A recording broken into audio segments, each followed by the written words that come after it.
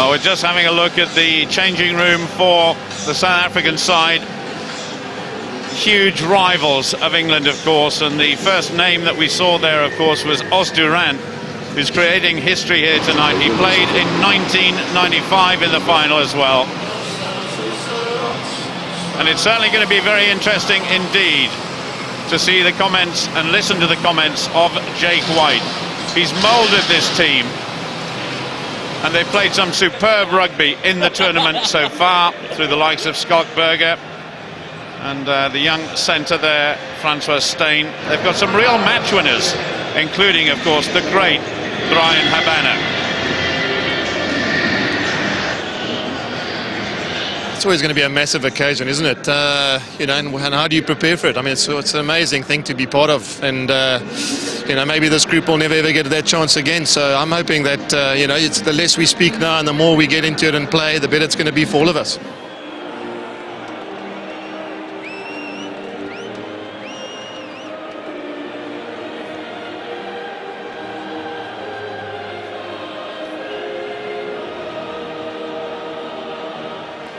Well, both teams, of course, have won that trophy in the past. England, as we have a look at their preparation for this evening.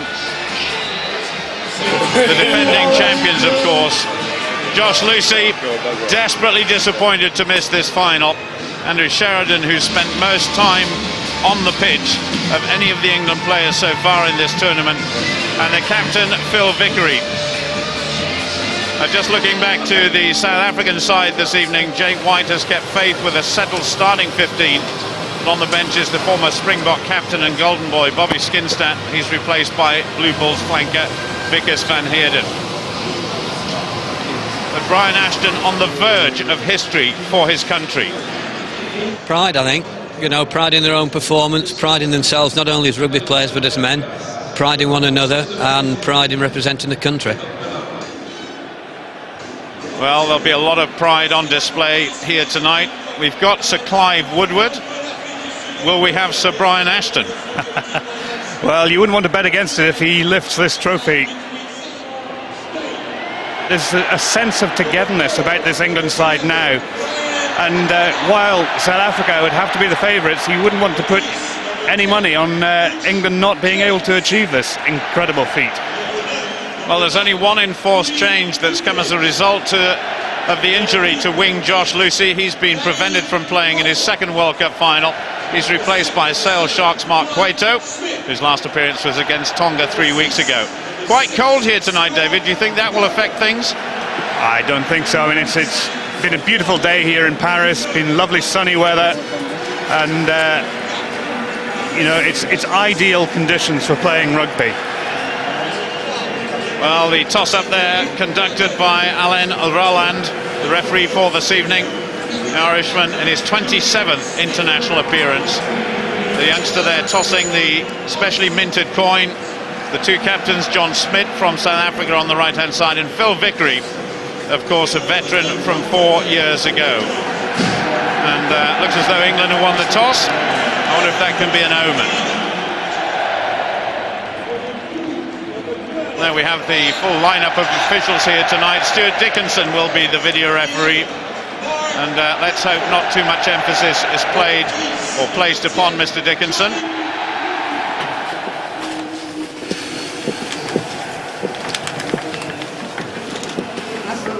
There's Brian Habana, number 11, record equaling try scorer, along with John Olomu. 8 tries in the tournament so far, and promises so much. Phil Vickery leading his England side out. There can be no prouder man on the planet here tonight than Phil Vickery.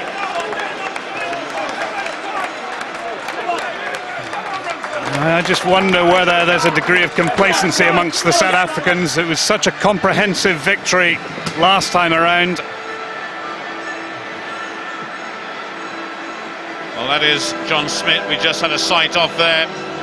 There'll be a lot of psyching up that's gone on in the changing rooms. Os du Randt, he's got to make this one count as Durant. World Cup winner already, of course. Unlike his captain, Mike Catt, he actually was the last man to touch the ball in the final 4 years ago. when he made a huge clearance almost out of the ground. Looks as though there's already a touch of blood on Phil Vittery's head. Victor Madfield, he's going to play a huge role, as is Bakis Botha. They've got a sensational second row. Yes, they have their line-out experts, the South Africans, and it's an area where they will be able to look eye to eye with England. Simon Shaw, of course, a giant in the English second row, and Ben Kay, who runs the English line-out. It's going to be a critical phase of the game, I think. And one man that deserves special mention is come back from the dead, Jason Robinson. And this will be his last game of rugby ever. Win, lose or draw. Could be the same for Os Durant. And the atmosphere here in the stadium is truly sensational. This, in every way, is a massive occasion, and one which Johnny Wilkinson will absolutely relish.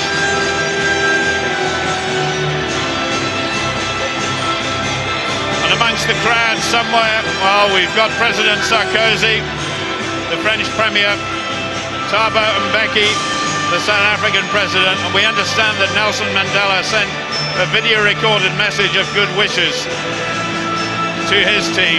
We've also got Princes William and Harry, along with Princess Anne, supporting England. But rather like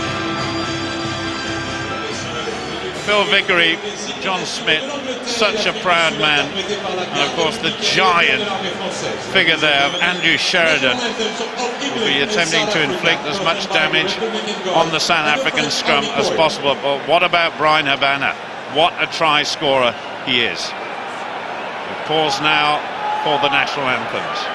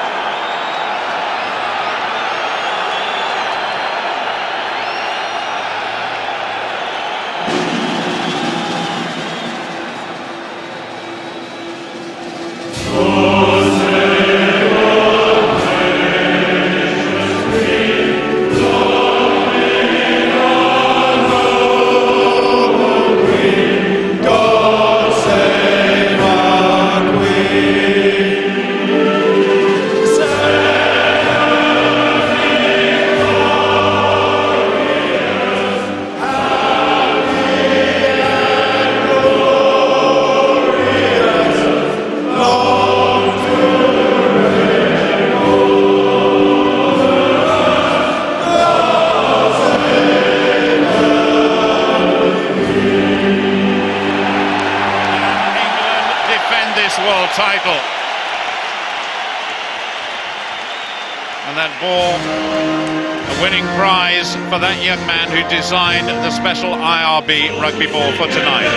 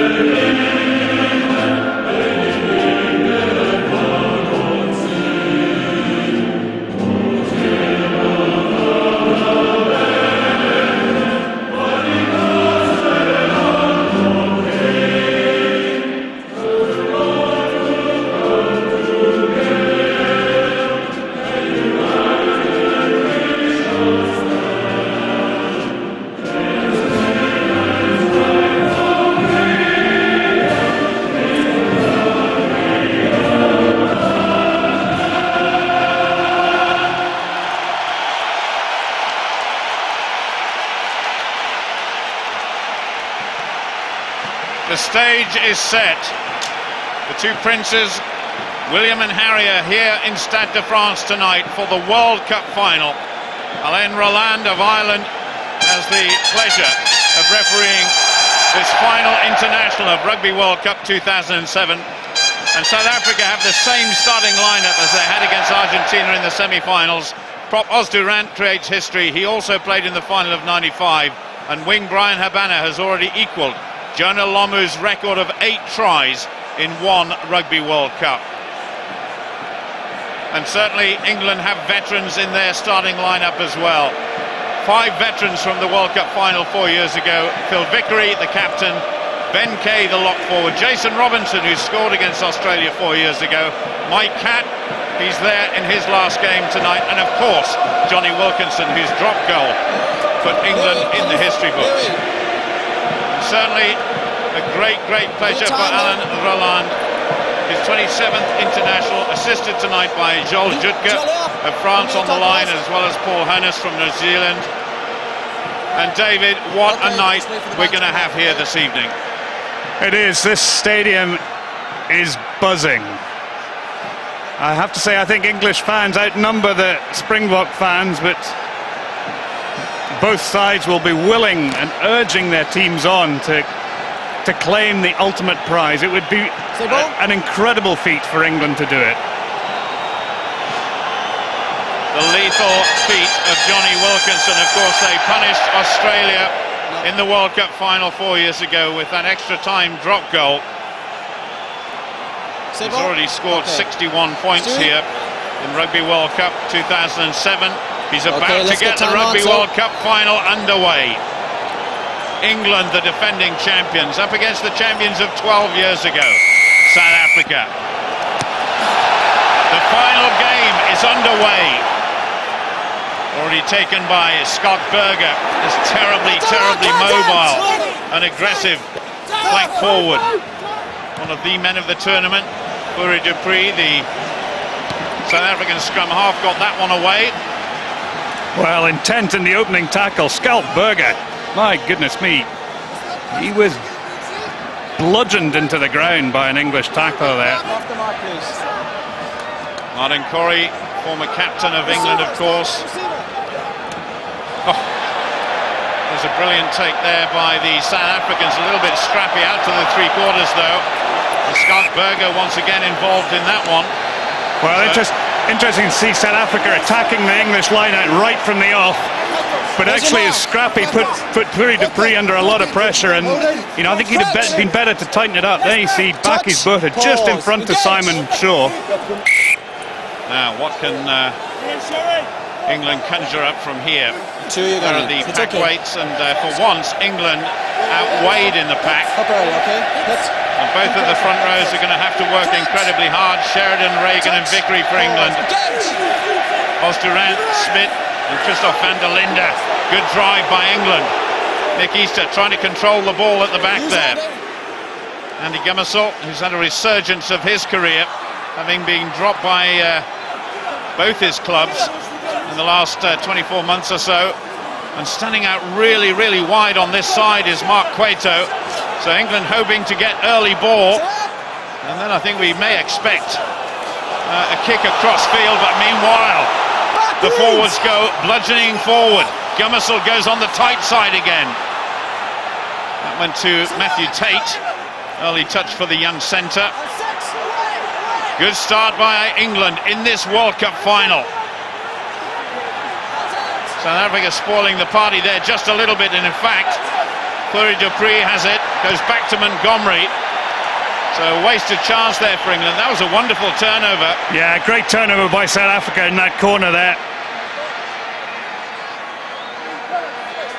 But interesting, Johnny Wilkinson and Mike Catt already alternating. Mike Catt took the ball at fly half from the scrum there. And I think we'll see a lot of that this evening. Mike Catt and Johnny Wilkinson interchanging. It's certainly going to be interesting, this battle in the line-out. Already the score is 1-0 to South Africa. And England are certainly going to have to vary it. This time it goes to the back and they've stolen it again. My goodness, we knew that South Africa was strong in the line-out. But it could be A dominating performance for them. JP Peterson just chasing it down. Touchdown by Mike Catt, of course. Well, Fourie Dupree didn't have too many options there. They were very flat up in defence, South Africa. But it's interesting. I think South Africa have got to try and move the ball wide early on.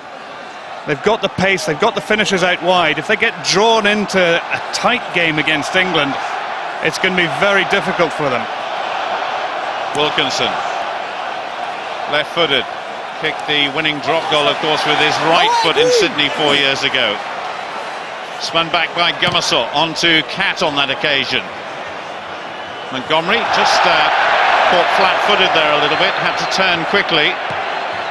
Gets it away. He's not the greatest touch kicker, but his positional play is very good, and of course his place kicking in this tournament has been absolutely sensational. Yeah, just a stumble there by Montgomery. But a great retake at the or catch at the restart by Martin Corrie. Now England really have got to sort out this line-out. They've lost the first two. And that's Ben Kay. He rules the England line-out. Oh. Well, almost ruled it there, but again challenged by Bakis Botha. They've also got the great jumper Victor Madfield and Joanne Smith at the back of the line. Mark Reagan just having a little altercation there with his opposite number, John Smith. Now then, Brian Habana under pressure from Paul Saki. And Dupree there calling for support. Great take. Great take, and it was a very good kick because he had to make a judgment. Was he outside the 22 or inside it?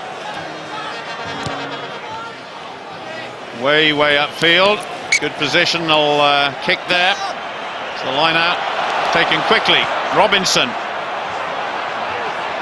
his last game in England colours. Habana across field, looking for JP Peterson, but Mark Cueto is there.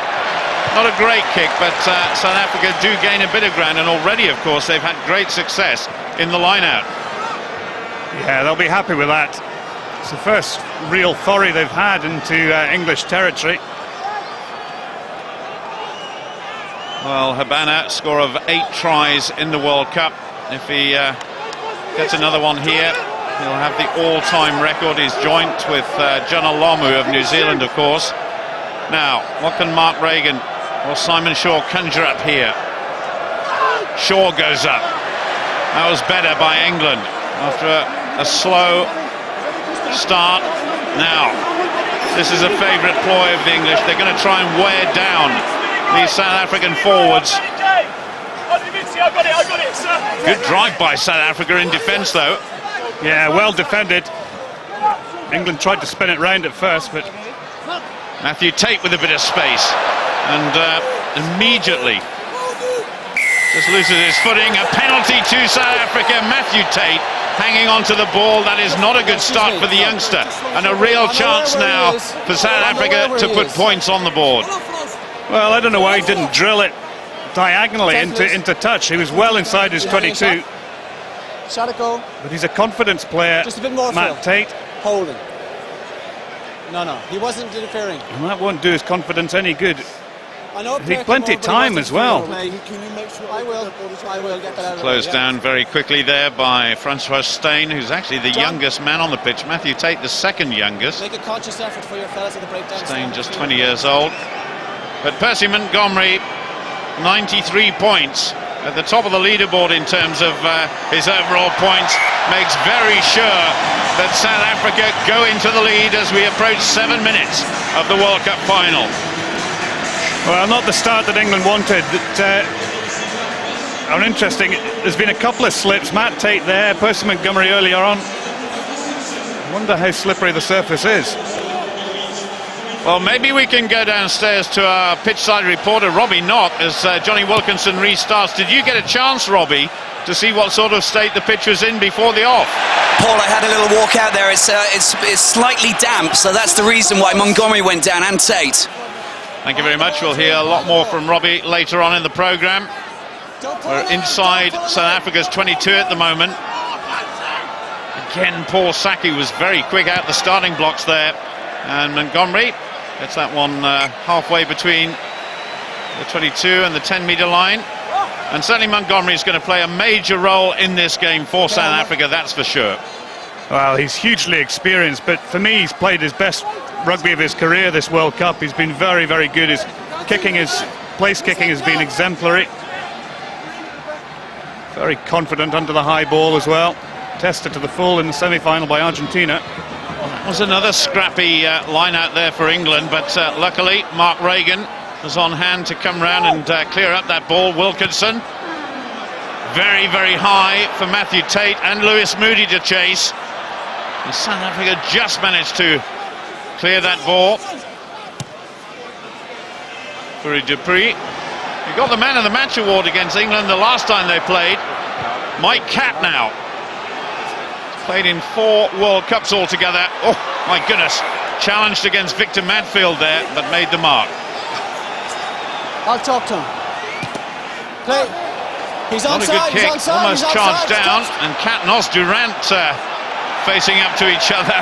And that was a bit messy. Mark Cueto. First touch of the ball, and the coaching team, Jake White there. Eddie Jones alongside him. He's been in a World Cup final 4 years ago on the losing side, coach of Australia. But I think Mike Catt may have thought that Durant was offside, but it was partially charged down. That immediately plays him onside. Just had a glimpse there of JP Peterson, another flying winger. South Africa have got 4 players in their team tonight who scored 4 or more tries in the World Cup so far. Rousseau picks up at the base for a Dupree. Oh, almost went over the top, but Gummesel was round on him like a flash, and that was a good tackle by Nick Easter. Gummesel did really well. He held on to Danny Rousseau at the base of that scrum and tried to charge down. Dupree was very nearly away there, but Nick Easter, alert to the threat, did well to get round. Ben Kay supporting him. I'm not sure South Africa have had a throw-in at the line out yet. This is another one for Mark Regan. And each time South Africa are challenging. It's very untidy at the line out as far as England are concerned at the moment. Gummesel hops on over the top, and that was, of course, the sort of kick that led to Josh Lucy's try in the semi-final, picked up by Simon Shaw. Mike Catt was in attendance. And Scott Berger there, trying to make life difficult for England. That's a good whip pass to Matthew Tate. This is better from Tate to Robinson. Paul Saki comes inside. And Paul Saki absolutely dumped on the floor there by Brian Habana. Penalty to England. Well, that all came from a great piece of chasing after Johnny Wilkinson's high ball. JP Peterson looking just a little bit uncertain underneath it. Decision? Have a shot. Have a shot, please. Well, Wilkinson There's your mark. loves these occasions. Paul Saki there, though, tackled by Brian Habana, who just upended him and threw him to the floor. And important for a winger, I suppose, to get in that sort of tackle early to show who's boss. Well, yes, unfortunately Saki didn't have much room to work. I think if England had, Matthew Tate had moved that ball fractionally earlier, he might have had a little bit more opportunity to take on Habana, but Habana is such a quick player. Well, swing low, sweet chariots being sung around the stadium here in Saint-Denis, northern Paris, as Johnny Wilkinson gets his first attempt at putting England on the scoreboard. Wilkinson, perfect. That was a brilliant kick by Johnny Wilkinson. Well, if you wanted one banker in your team, it would be him, wouldn't it? A big game like this, he comes up with the goods. England 3, South Africa 3. Just over 12 minutes gone of this World Cup final. 2 former champions, indeed the defending champions, England there, drawing level with South Africa. Butch James, Natal Sharks outside half restarts for the men in green and gold, taken by Saki but hit hard by Habana for the second time in a couple of minutes. And Saki did well to hang on to that, just lays it back nicely. Mike Catt is there, puts it over the top. Forwards are going to try and rush this one, and in numbers there, but the ball goes bouncing away. So a line out once again in South Africa to throw in. And certainly a feature of South Africa's play. So we see that tackle again. My Well, goodness, he timed it perfectly. He waited for Saki to catch the ball. Saki didn't jump for it, and Habana just cleaned him up. Big Victor Madfield there with a beard and scrum cap. Goes to Bakis Berta. Beautiful timing from the second row forward, taken on the burst there by Joanne Smith, this very, very mobile back row forward. But Andrew Sheridan takes it on for England. Gummersall puts it way downfield, but only into the arms of Percy Montgomery. Not good judgment by the England scrum half. Gummersall once more. Eventually to Robinson, tries to run it. Good control by Robinson and the rest of the England forwards there. Gummersall back to Wilkinson. Punted downfield. Not far enough though. Once again, Butch James. Very, very high. Robinson underneath. He's been pretty safe under the high ball so far. Well, referee picking up the trip. Butch James tripped up. There was a trip. There was a trip. Excuse me. There was a trip. I didn't see it. There was a trip. Lewis Moody, I think it was, just sort of stepped on his foot as he went past that. You can't afford to make those mistakes in any game, let alone a World Cup final. Well, he was trying to be subtle about it, wasn't he? Just sort of trod on his toe rather than stuck his foot out, but Roland very quickly onto it. Good refereeing. The stadium at Stade Francais absolutely packed to the rafters here as Percy Montgomery gets his second chance of the evening to put the lead to 3 points. There's the culprit as far as England is concerned, back row forward Lewis Moody. Montgomery maintains his 100% record here tonight though. South Africa 6, England 3. And 15 minutes into the game, England have really dominated the possession, but they've just made a couple of silly mistakes. That Matthew Tate slip and then a silly penalty by Lewis Moody. And South Africa are capitalising on those. So Wilkinson to restart for England. A little bit deeper this time into the arms of Schalk Burger, who takes it solidly and now runs at England. Tackled by Lewis Moody, who made that mistake a few moments ago. For a Dupree to Butch James. It goes skewing away off the right-hand side of his boot there.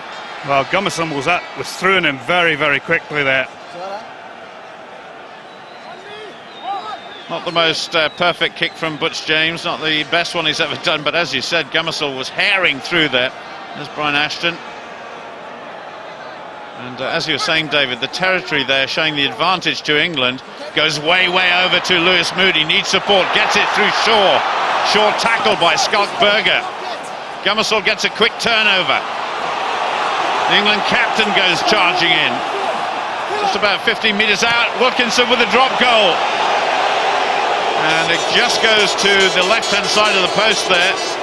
But the first time Wilkinson has tried a drop goal in this final, I bet it won't be the last. Well, it's a shame because it was quick ball. They had a couple of really good drives there, got in behind the South African defence, and they were getting quick ball away, and I think Wilkinson should have been flatter. So, a little bit of respite there for South Africa. Butch James, he goes deep. That will be to Mark Cueto, of course, who came in for Josh Lucy. And goodness only knows how Josh Lucy must feel about missing his second final. Robinson, nowhere near the ball. It was well taken by Percy Montgomery. England did think that he might be a liability as Fourie Dupree goes in. Just swings it away out of the back of his right hand there to J.P. Peterson, but it goes out into touch. Well, I think Fourie Dupree fancied the chance of running outside Mark Reagan, and he did well, but Reagan actually put the great tackle in. Now, I think South Africa here, they're covering the catcher very well, and I think they need to be careful that they're not penalised there. Almost a great pass to the man of the match, Fourie Dupree, the last time these two teams met here. Well, of course, it was an absolute pasting that England took. Simon Shaw, picked up by Nick Easter, just backs into Daniel Not held, Rousseau, so his again. opposite number. He's not held. Nick Easter once more. Stay Nick back. Easter, of course, and Andrew Squeeze. Sheridan from the same school of rugby. Stay there, Dulwich College in South London, playing in a World Cup final. JP Peterson there. Good take, and even Percy Montgomery's getting stuck in. Good control by the South Africans, just outside of their 22. And to scrum down, South Africa will get the put in this time. Well, that was a cracking kick by Wilkinson, because where it came down, Peterson was just 2 metres outside the 22. And the last time he put a high kick on Peterson, Peterson made a hash of it. That time he was up to it. Good pressure by England. Well, certainly a couple of the front row forwards there. Oz Durant on the far side, and John Smith, the captain, the hooker. They're playing in their last international games for South Africa, so this day has extra special meaning for them. Well, England got a nudge on in the first scrum. Come closer now. Come up, England. Come up. I think they'll be wanting to attack this South African scrum. Pause. Engage. Just a little bit of a problem on this side, but Rousseau picks up, as he's done so many times in the past. Dupree takes that downfield. It takes a little bit of controlling by Robinson, who just runs at JP Peterson but then hoists it. Scrum half takes it, whips it across to Montgomery, left-footed. Wait there, 13, Spirals wait. that one downfield. That was wonderfully taken by Mike Catt. What can Catt do here? The speed in the legs is perhaps not what it used to be. Oh, great take by Montgomery. Yeah, great take by Percy Montgomery there. Back 10, please. 10. Mike Catt drilled that up into the air. Juan Martin Hernandez hit the wires which carry the camera, and Mike Catt had so much height on that, up and under. Mark Cueto has got some pace when he's got space, and look at this fella go. Oh. Well, that was a disappointing move there. Which, Well, I don't know why Matthew Tate came on the inside. You know, it was a 2-on-1. It should just be. You see, he was coming on the inside. Corey thought he was still on the outside, and there was, you know, he's a quick guy, Tate. He should have backed himself to take him on the outside. just shows a little bit of naivety from time to time, does Matthew Tate. He's obviously a player of great promise. Madfield, absolutely soared above everybody else there. And Joanne Smith takes it away. A wonderful flank forward, the big South African number 7. Advantage being played, and South Africa get a penalty. Well, again, poor discipline by England. They didn't need to concede the penalty there. They just dived over the top. Perhaps a little bit too much adrenaline still. Yeah, it's all right. Doesn't matter. You still come over the top. Well, interesting. Just as we see the replay here, let's talk about this first, David. Well, Phil Vickery, Ben Kay just diving in there, but Bucky's Berta needs to be careful of that. There's Phil Vickery, the England captain. And this is interesting because we've seen this before with South Africa. Percy Montgomery, the regular kicker, but young Francois Steyn, just 20 years old, comes from Natal Sharks. He's got an enormous kick on him. It depends whether he can get the accuracy as well. But this would put South Africa another 3 points in the lead. It certainly got the distance. Oh, well, that was a smidgens past that left-hand post, I think. But it shows you the potential of that young guy. He really has got a tremendous right foot. Well, England beware. They can't afford to give away penalties anywhere in their own half with Francois Steyn and a boot like that, that's for sure. Well, in the quarter-final, you know, down in Marseille, he attempted a kick from his own 10-metre line, and it only just went wide. Now then, Gamasol takes that one downfield, but once again, Percy Montgomery hasn't missed a trick. Little kick over the top there by the outside half. Oh my goodness, Butch James almost retrieved it. Well, he did retrieve it, but just lost his footing. And a very good attacking position here for South Africa. Good tackling coming in from the England defence. Good turnover though. And Jacques Fourie just tidying things up, but eventually it has to be cleared up by Joanne Smith. A little bit untidy from South Africa. Good defence by England. Anyway, South Africa are going at the moment is backwards. There's a big tackle coming in by Johnny Wilkinson, and that was very well played indeed by the world champions. Great defence by England.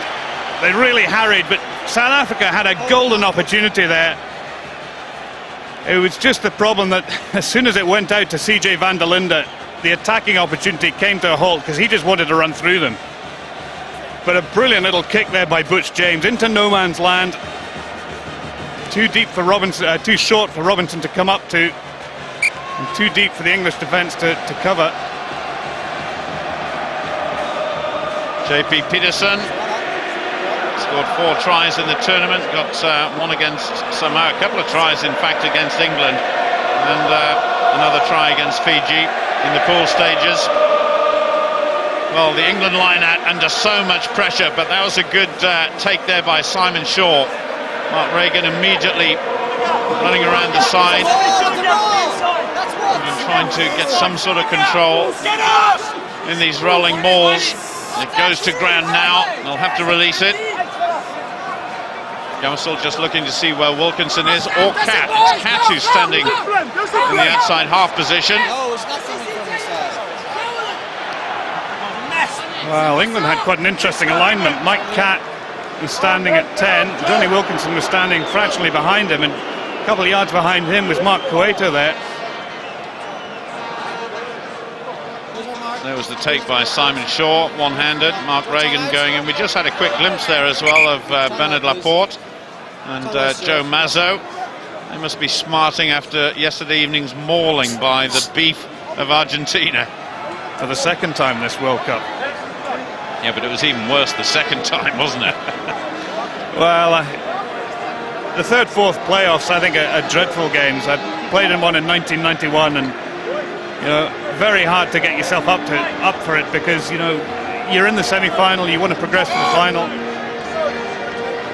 and you know, playing that a meaningless game the eve of the final, just I think they should scrap it, to be honest. Well, you say meaningless, but it obviously meant a huge amount to Argentina. Well, Gamasol there was under pressure from Fourie du Preez. It had to be cleaned up by Nick Easter, but even he was pushed backwards over the halfway line. So Wilkinson, and England persisting with these up and unders. Scott Berger goes up but misses that one, and Fourie du Preez once more to Wilkinson, spins it away to Robinson. That's a good kick by Robinson, but that again only goes as far as Fourie du Preez, the Blue Bulls scrum half. Well, I don't think it was a great kick by Robinson. du Preez had it covered. I think England getting a little bit more from the up and under than from the diagonal there, but great defence there. Juan Smith just driving Nick Easter back, gets a little bit of support in there. Danny Rousseau. And just looking at the line out here, certainly got England's 2 big men covered, but that was well drilled by Ben Kay. Wilkinson misses out one, goes on to Matthew Tate, and Nick Easter is out there, runs a bit wide though, just going out towards the touchline. No real penetration. Mike Catt looking for support. This is better from England now. Oh, that was a great tackle. Otherwise Robinson had support there. No. Okay. Still halfway between South Africa's 22 and the 10-metre line, but they've turned it over. Montgomery. Paul Saki is there to cover this one. Oh, bounces over his head and into touch. Well, that was a shame because I thought it was a poor kick by Montgomery. Saki, I suppose that's the beauty of having an oval-shaped rugby ball. It's unpredictable. Beautiful pictures. Robinson almost got it away, but what a tackle by John Smith, the captain. And it was Bakkies Botha who came over and just caught the ball, but as Robinson was trying to pass it away, which gave South Africa back possession. The World Cup final is 27 minutes old. It's still South Africa 6, England 3. England go driving on. Lewis Moody right at the back. Certainly Alan Roland, the referee, has refereed this superbly so far.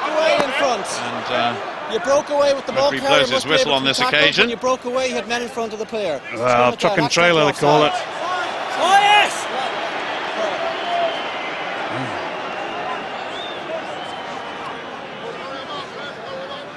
He's saying he broke away there. He's still binding on to it. Well, I think that's a harsh decision because he was bound on right the way up until he broke away there.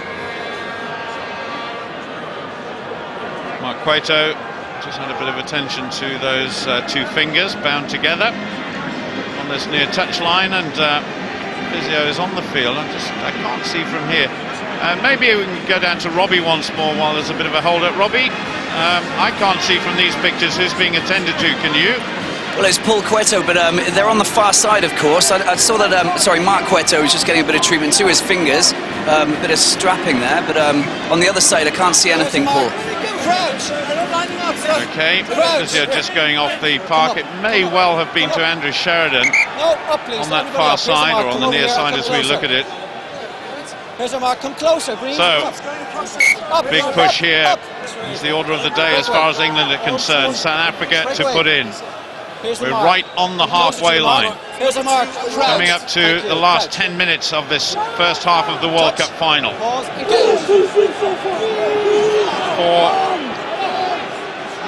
Two packs, should I say, of absolutely huge men. Good little run there by Francois Steyn onto Jacques Ferry. Jacques Ferry was well tackled, and there goes Francois Steyn again. Takes it on a couple of metres, stolen by England. Gummersall whips it away to Mike Catt. Catt kicks through. Paul Saki chases it. That was a very good kick indeed by a very intelligent footballer. Well, that was great play by England. Mike Catt was screaming for it in the midfield as soon as he saw the turnover, and he knew that all the South African defenders were up. There was no one home out back. Great piece of ripping there by Matthew Tate, I think it was. But look at that long pass to Catt. He had plenty of options to pass to Gummersall, but he picked out Mike Catt, and Mike Catt threaded it into the corner.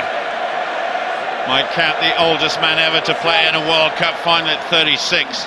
And the England centre has played against South Africa 8 times in all. Mixed feelings in a way for the man who was, of course, born in Port Elizabeth. It's sent downfield. Saki almost backing into Jason Robinson. Almost lethargically as well. Gets it away to Mark Cueto, who's often played in the fullback position, and puts Daniel Russo under pressure. Green, knock on. England almost retained possession, but the referee is playing advantage. Steyn. Over. That's a big kick. Down to the man I've just been talking about, Mike Catt.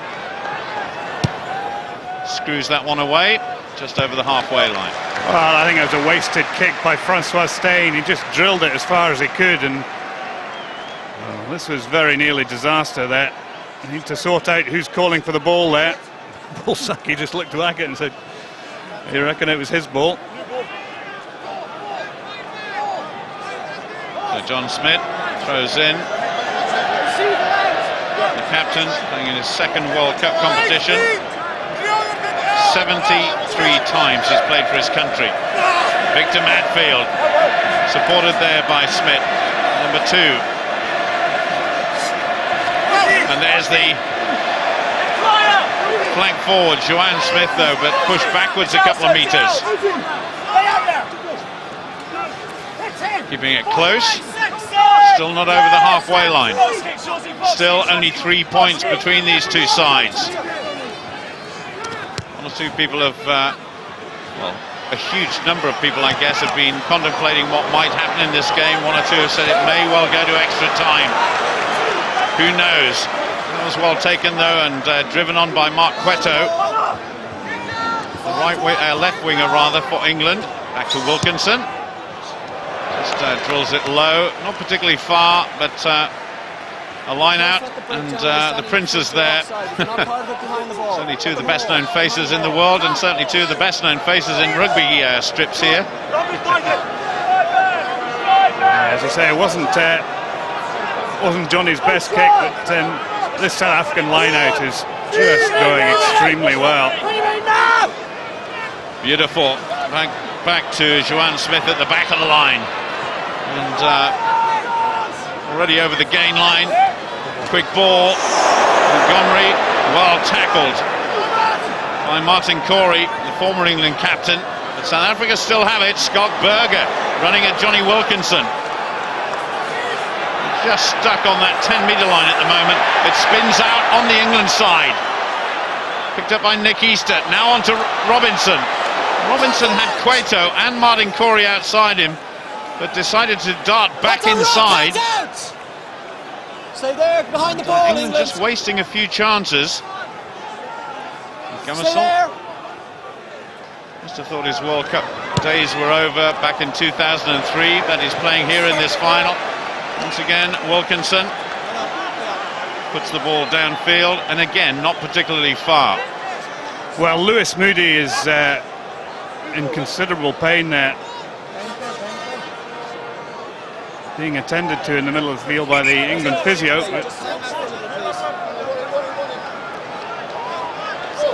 Lewis Moody back on his feet, a man who consistently puts his body on the line for his national team, doesn't he? Mad Dog, as he's known. No brain, I think they say. Victor Manfield there just controlling things. It was Bacchus Berta. There goes Stein supporting him is Farid, but what a brilliant tackle there by Matthew Tate. Just roll away. That was superb by the England centre, just trying to wriggle out there at the back. But South Africa still have it. John Smith, the captain, goes charging forward, supported by Daniel Rousseau. Looking for Brian Habana, who almost took it one-handed, and stolen by England. So South Africa have it. JP Peterson now chips one over the top, only into the arms of Mark Cueto. Bad decision, should have gone wide that time. So Gamasol spins it off his left hand once again to Wilkinson, who has to go right-footed. He's under pressure there from Brian Habana. Well taken by Butch James, and back inside to Montgomery. Very high kick from the South African fullback. Martin Corey is there, runs at the opposition. Good play from the flank forward. Ben Kay almost mishandled. He took it on himself. They go right. Big kick downfield. That is too far. And should easily be taken on the outside half, despite the attentions of Paul Saki. Well, good return by Butch James. It's fully 40 metres at least. But this is a great tackle by Matt Tate. I think Francois Steyn should have looked to offload a little bit earlier there. He was looking to take on the youngster. I was reading a report the other day that said Matthew Tate was actually the strongest man in the Newcastle Falcons weights room. And judging from that tackle, as we see President Thabo Mbeki there, hoping his side is going to win. Now then, young Steyn running at England, goes back inside. Johnny Wilkinson, a great run from the South African centre. Butch James looking for support. JP Peterson is there. We're inside England's 22. Now if they spin it across now, they've got a real chance. Os du Randt, whose international career spans well over 10 years. Scott Berger is there. They've got a real chance here. Less than 5 minutes to go in this first half. They've still got a chance. They've got a man over. And they've just brought down in front of the line. John Smith, the captain it was, who almost scored there. Farid just waiting. Andy Gamasol acting as a prop forward there. They're going to keep it tight. And the scrum half is now buried underneath. I think it was knocked forward there by one of the South Africans.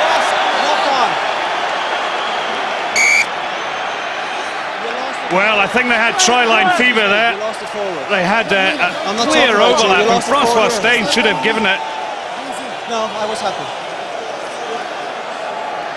I think when they look at the video of that one, they'll be kicking themselves. A golden opportunity in the first half to be the first to score a try in this Rugby World Cup. That's Phil Vickery down, I think, is it? Yes, it certainly is. Yeah, I saw that. As though he's had his head buried in the whitewash of the try line. One of the South Africans is down as well, and so just as the clock is stopped here, we can take a look at this again. Desperate defence by England. Lovely little run by the centre Francois Steyn. Well, he had to make the most of it, because he should have given it earlier on. He had players outside him.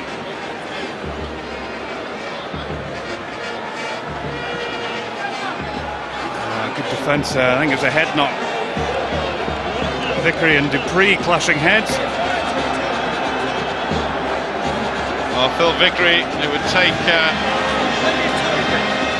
only a ram-raiding 10-ton truck to put him off the park here this evening. Playing in his second World Cup final, of course, the England captain. But if South Africa could score from here, almost on the stroke of half-time, it would be a massive boost to them. Percy Montgomery doesn't look in too much pain, but he's having that left knee, or the right knee rather, heavily strapped. Well, I don't think they'll want to see... South Africa will want to see the back of Montgomery. He's such a crucial player in their side.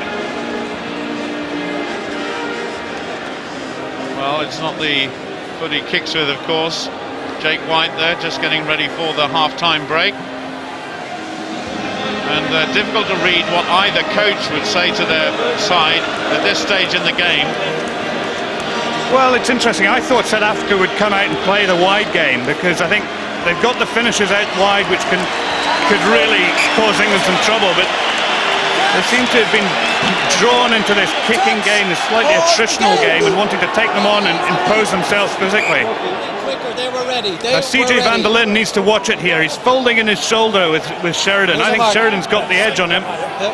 Crouch. Well, that would be good news for England and bad news for South Africa. Andrew Sheridan really needs to produce a big game here for England in this World Cup final. South African line there standing very flat. Of course, it's England's put in. So crucial scrum for the English. You just be quiet and let me organise. I see from the top view, great camera angle. You see CJ van der Linde really angling in. Touch, pause, engage. Be a little bit careful. England going down but still in control, so we have to do it all again, says Mr. Rowland. Well, to my mind, that was a straight question of van der Linde dropping that one as soon as the ball came in. But there are times when you play in the front row, you don't know who the hell's collapsed it. The trouble is, and all good front row forwards have got such angelic faces. They try and con the referee. What me ref? Yeah, the problem was that Mr. Rowland was on the opposite side there, and South Africa have rolled that round, and they get the put in what could be the last scrummage of this first half. Francois Steyn there just applauding his forwards. That was a good effort. Interesting. John Smith was right up in the middle of that front row there. Touch.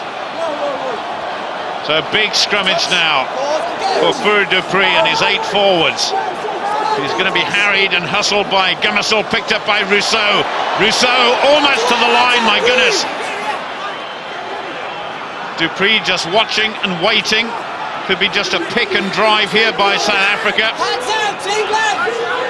They're absolutely inches short of the England line. 38 and a half minutes gone. Still no try in this game. Can South Africa get 5 points on the board? Just watching to the far side there. One of the big men driving on. Good tackling by England. Martin Corey trying to get his foot to the ball. Great English defence here. South Africa still driving on. A penalty to South Africa. Alan Roland saying there was a hand in there. And the 5, please. Oh, I think if I Coming were in the side and hands out when I asked for it. There was 2 pound coming in the offences. side, I expect Montgomery to have a crack at goal here. I think. Stay on the line, please. There's Lewis Moody. The England forwards will be disgusted with themselves there, because an extra 3 points would mean they've got to score at least 1 try. They'll certainly score 6 points to get on level terms. So the perfect time for Percy Montgomery to slot this one over. But that was tremendous defence and tremendous perseverance from both sides. Yeah, I think South Africa will be happy with 3 points if they get it, but They should really have had a try out of this passage of play, I think. Montgomery for South Africa makes no mistake.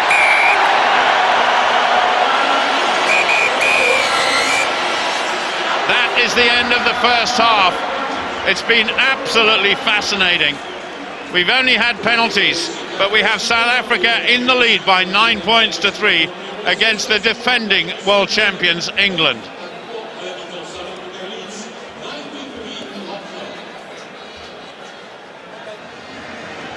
South Africa leading England by 9 points to 3 as Butch James gets ready.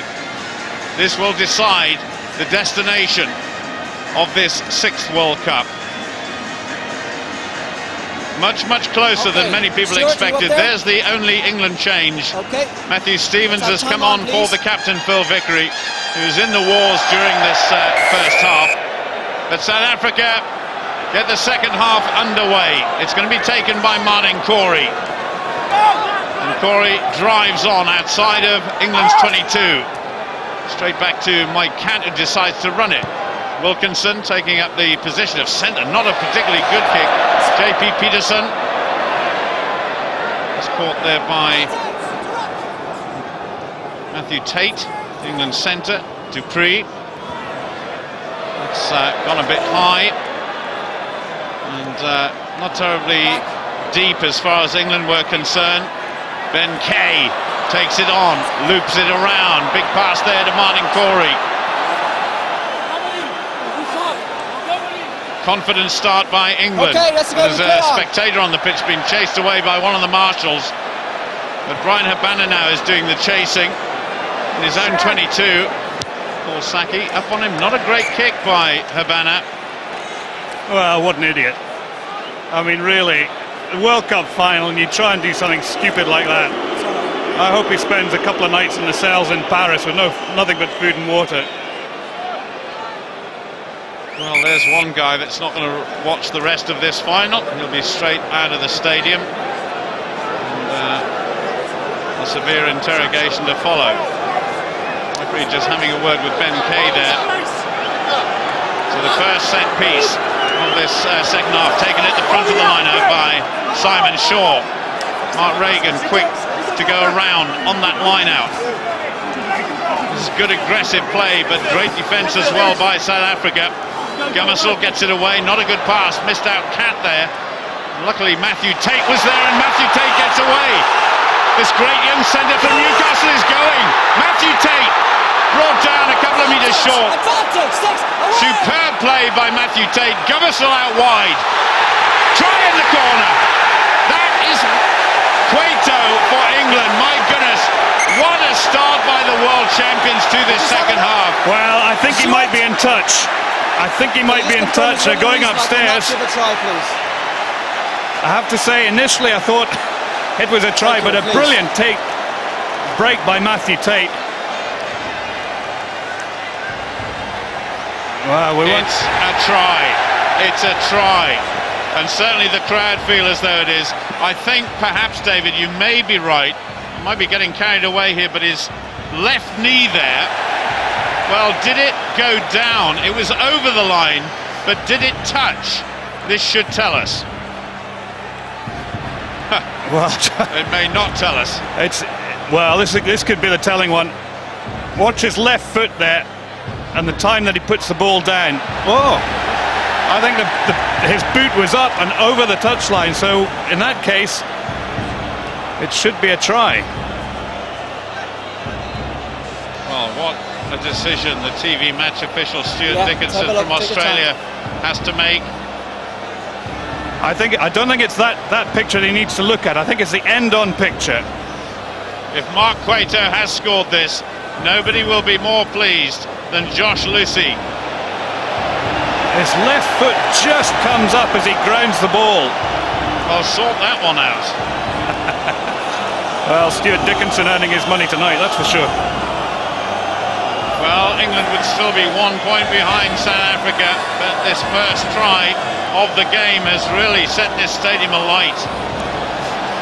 That was a wonderful bit of play by England. Well, from that angle, it's definitely a try. It's a question of whether his left foot hits. hits John. the try line or not. The decision has to come. I'm going back for a David. penalty here. Now, number 6 is very naughty coming in the side like that, okay? You will not do that again. Well, John Smith there being told off. The two princes praying that 5 points will go on the board for England in defence of their title. And Mr. Dickinson upstairs, the TV match official, well, he can watch this all he likes, but the important thing is he has to make a decision. Well, this is the angle, I think, which is telling. Now, the left foot, it's on the ground, but it comes up just now as he grounds the ball.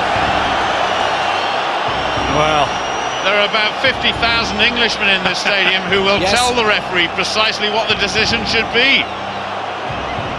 Ball was in touch. Ball was in touch. Okay. The ball was in No touch, try. no Yeah. try. Oh my goodness. Well, everybody will be debating that decision, not just for days to come, but for months to come. Excuse me. Mike Cat just having a word with Mr. Rowland. Penalty here. It's a penalty, but it's not the 5 points that England wanted and England needed. Shall it go? well, a rueful 6. smile on the face of Mike Catt there. But, oh my goodness, that would have turned this game around and up on its head. Sure. There's a potential 7 points on offer there for England to put the defending champions in the lead. And I have to say, possibly South Africa lucky that they haven't got a man in the sin bin either. They were under so much pressure there. Coming back for the Johnny Wilkinson penalty, but they could have easily been reduced to 14 men as well. Well, Montgomery's got a 100% record so far. Wilkinson. Oh, just scrapes off the post. But at least it is some points for England. And they get within 3 of South Africa after 43 minutes. Thanks, Stuart. Good call. Well, Francois Steyn missed the tackle on Matthew Tate, and he just was electric there. Lovely little shimmy in and out. Brilliant run by Tate, who's so close to scoring himself. It was about the first time in this World Cup we've really seen Matthew Tate come to life. Huge amount of support in the Stade de France for England. Behind the ball. And a huge number of Englishmen at home and abroad will be thinking that should have been a try, but that is history now. Well, a superb kick by Mike Catt, fully 50 metres there. Is Mike Cat limping? He's just sort of hopping a little bit, isn't he?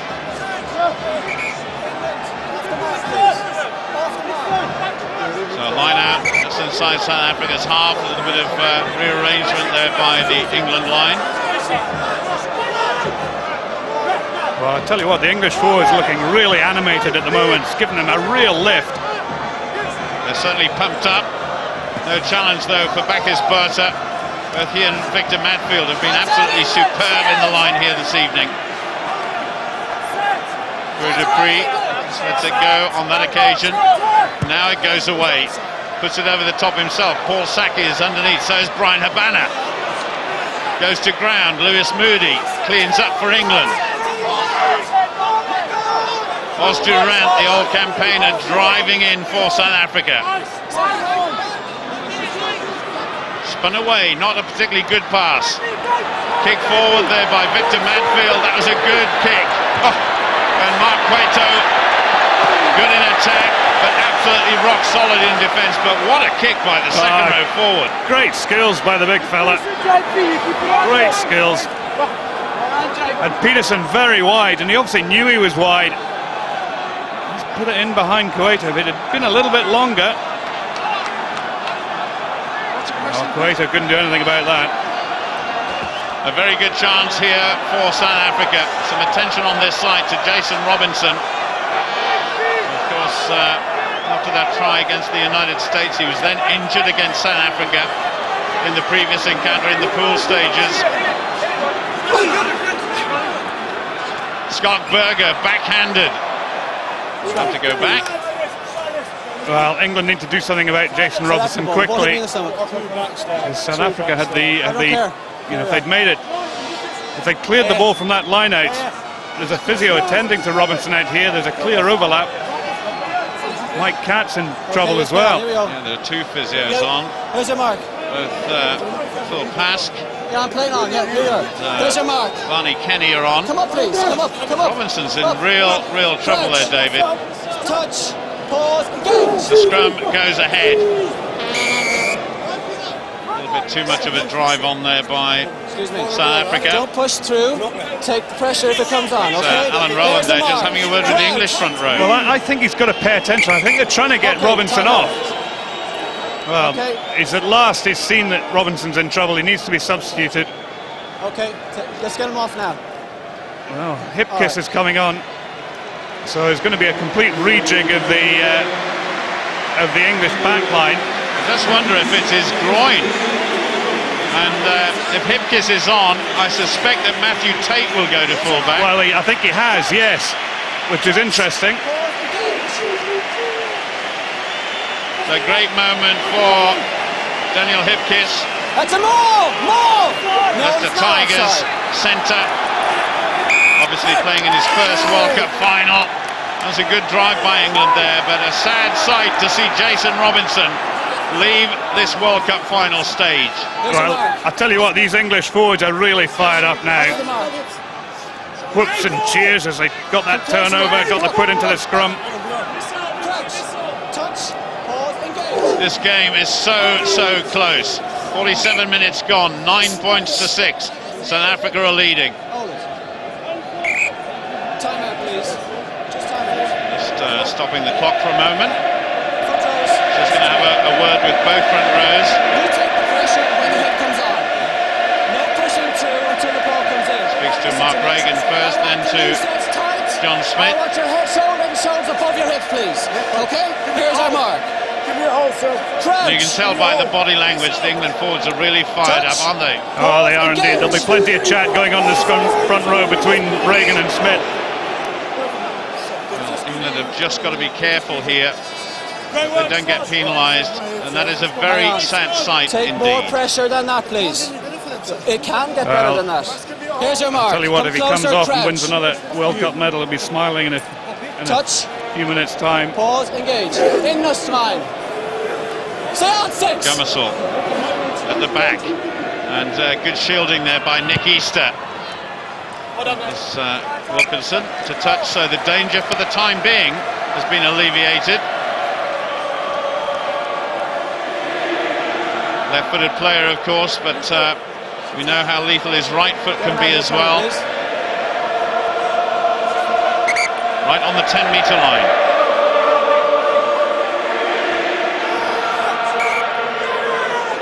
The stadium is absolutely humming here. And at the moment, it's not for South Africa, it's for England. Great take. Victor Matfield soaring above everybody. And young Steyn staying on his feet, driving forward. Tremendous run by the South African centre. Goes into the England 22. Six. Poor Dupree wants that ball quickly. Already having a word, and South Africa have actually got a penalty. I call ruck, I call hands out, you're on the ground, you're out of the game. Please. Well, Martin Corey pleading with the referee, said there's someone on top of him. Oh, he's on his feet there. Well, no, he's down on his knees, but I think he was protesting that Joanne Smith was on top of him and he couldn't get away from it.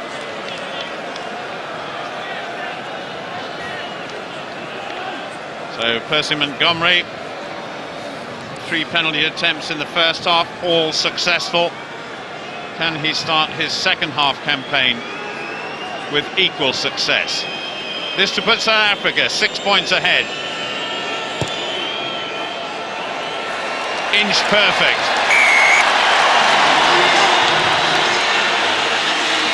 Well, it just keeps the scoreboard ticking over for South Africa. Well, that try decision, absolutely critical. Now, I think that's Toby Flood on for Mike Catt. That's a big ask for the youngster coming into the World Cup final with 30 minutes to play.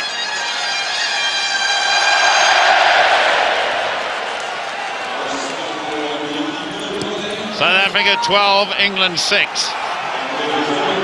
10 minutes gone of this second half. Skalkberger heavily tackled. Puri Dupree whips it away though to Butch James.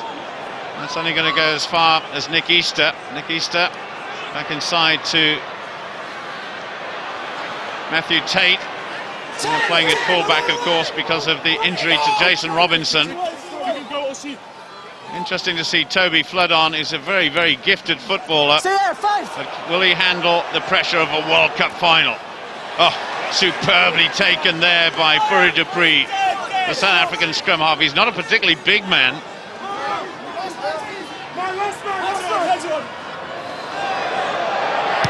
Montgomery had to take that high.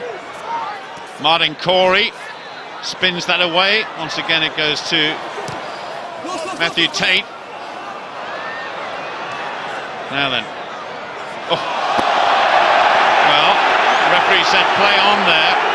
Well, I think it's a poor decision. Habano is clearly in front of Russo there.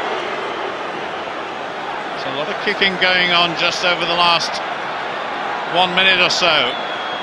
Now, will Tate play safe? Yes, he will. He's being challenged there by JP Peterson. It was actually a very good clearance indeed from the young fullback. Well, it was a good clearance. I'm not sure whether he was actually aware that JP Peterson was coming up as quickly as he was. Now, for me, that's clear crossing. It prevented the tackler going into him. Mr. Rowland doesn't agree, obviously. Get out, get out. Now can South Africa, the likes of Joanne Smith and Matfield here, dominate the line out in this second half? Skalkberger is midfield, sends it away though. Good running by Butch James and the rest of the guys. JP Peterson, no. Absolutely buried into the touchline there. Huge cheer goes up around the stadium. Yeah, England trying to increase the pace of the game. I think that pass was forward as well, but well, 3 England defenders there. Well, the new boys, Hipkiss and Flood getting involved in that tackle. Brian Ashton can his side come back in this World Cup final. It was poor downward throw there by Martin Corey.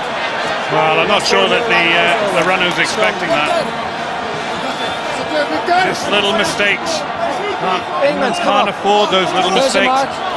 Come up closer, please. Thank you. Crouch. Well, the last World Cup final was very, very close, very intense 4 years ago in Sydney, and this is exactly the same. Dupree, a little bit of space there for Butch James to run. Wilkinson, it's okay, ball was out. he was there. Dupree just gets away from Simon Shaw. Stay back. Joanne Smith in support. South Africa not standing particularly wide the ball. at the moment. 4. Just getting themselves reorganised, keeping it close, but a penalty to England. Number 3, offence, running in front. Yeah. Number 3, running in front. Okay. John Smith. Gave me no option. Playing a bit of American football there, running a block, trying to clear a path for the ball runner, ball carrier. Is it, Mark? There's Christoph van der Linde. He was actually pinpointed by the referee as one of the culprits, so the penalty there taken by Toby Flood. It had an effect, it had an effect, okay? Good kick by the youngster. Used to go to King's School in Tynemouth, which I know very well. My parents live up that way. So, if David Littlefield, the head teacher of King's School, the junior school anyway, is watching, your boy is playing well here in this World Cup final. Matfield went up to challenge for that, but Simon Shaw was up to the task. Hipkiss goes for England. Away, stand out, 3. Stay back. Gummersall, a little bit of indecision there. Wilkinson, a little sidestep, slips it to Nick Easter. Gummersall, though, tackled by John Smith, the South African captain. Well, they were desperately trying to work the narrow side there. They had overlap there. Hands out, 3. Watch the feet, watch the feet. Well, if England can retain possession from here, they've got men on both sides. Interesting to see which way they go. Being closed down quickly was Hipkiss. That was by Bakis Botto, who was standing out wide. Not forward from South Africa. Good drive forward from England there. Away! Gummersall. Gummersall goes himself. Good tackle coming in from Van der Linde. The prop forward. Keeping it on this tight side. Wilkinson to Saki, but Saki had nowhere to go there. Solid defence by South Africa. And a scrum down, England ball. I'm not disputing he was on his feet. He wasn't on the ground. We didn't have a ruck. Okay? Scrum. Yeah, I think it should have come the other way that time. He wasn't down. Here's our mark. But I tell you what, the English forwards have got the bit between their teeth. They're really taking it to South Africa. Like men possessed. I don't know what they've been sniffing in the dressing room, but my goodness me, I could do with some of it. What is it they're having South Africa? Rooibos tea. Os Durant, his face a little bloody. Gummersall, Dupree. Wilkinson to Flood. Matthew Tate coming into the line, but absolutely buried there by Jacques Farid. No, he wasn't. England still have it. This is Paul Saki. Good tackle coming in by John Smith Green, away! and by Victor Madfield. Hands out, Green! Just laid back there by Nick Easter, the England number 8. Oh my goodness, that was so close. Matthew Tate almost had it in his hands. Well, I wasn't sure whether I was on the edge of the seat because I thought it might have been an interception because I thought England might be under the post, but yeah. Just a sign of Dan Hipkiss there. His father Chris was a schools international many years ago. I'm so proud. I bet he's in the stadium here tonight watching his son. So time out there for the England physios. Both England physios are actually coming on. Problem to, is that Andrew Sheridan? No, it is. It would take some player to knock him over. Well, of course, if he went off, they'd go to uncontested scrums, which I think would play to South Africa's favour at the moment. England really taking it to the Springbok forwards. Well, it was an area certainly that England were looking at to try and dominate, but the England forwards have been up to the task so far. Dupree, picked up by Rousseau. And the whole of the South African back row over to support Rousseau.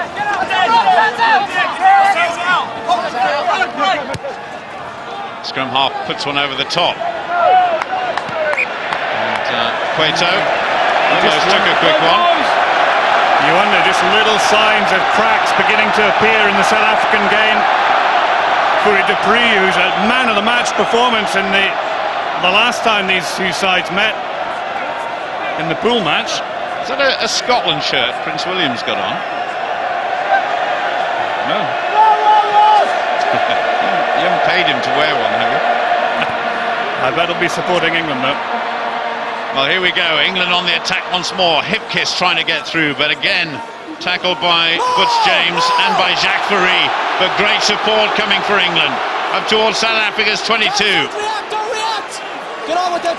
Gummersall saying to his forwards, come on, go! Hands out, Get stuck in. Matthew Stevens there, number 17, in support. Coming on the tight side again. Well, Matthew Tate has gone very wide. Out on the left-hand side. Well, certainly that tactic would be clear. Wilkinson would put in a right-footed kick over to the far side. Matthew Tate's just come in a little bit, but real problems there for Montgomery, who goes scurrying over the advertising boards there, and the referee, or the touch judge rather, just has a little word with Toby Flood, and as well, Butch James. Well, I think Toby Flood knew exactly that he'd been a little bit over-anxious there. I'd like to see that from the end on in that camera. I'm not penalising him. End of story. I'm not penalising him. That would, you know, there's an English sports programme Time out, please. called A Question of Sport, and this would be the what happened next section, wouldn't it? Yeah. Oh, my goodness.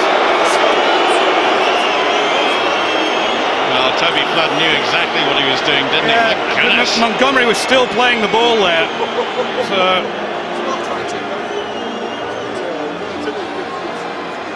that's a fine remark coming from an old prop row forward. well, we never got our hands on a fullback, but I tell you what, if we did, we'd make the most of it. Well, the captain just having a word. And Butch James goes across, right-footed, pushes it way downfield. Taken by Flood. He's got a big boot on him himself. I was watching him warming up and he was launching some massive kicks. Montgomery's right underneath it though. In support is Rousseau.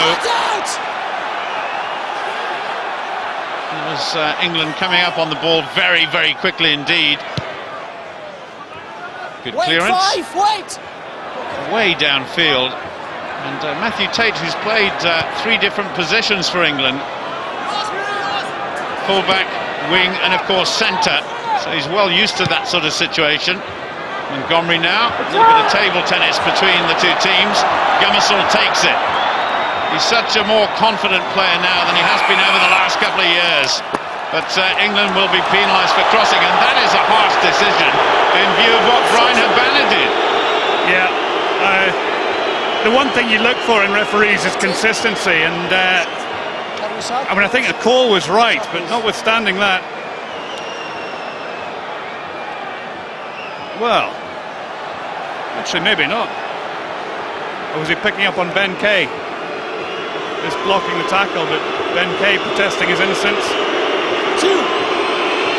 Well, you can tell what the crowd think of that. Young Francois Steyn yet to get on the scorecard here.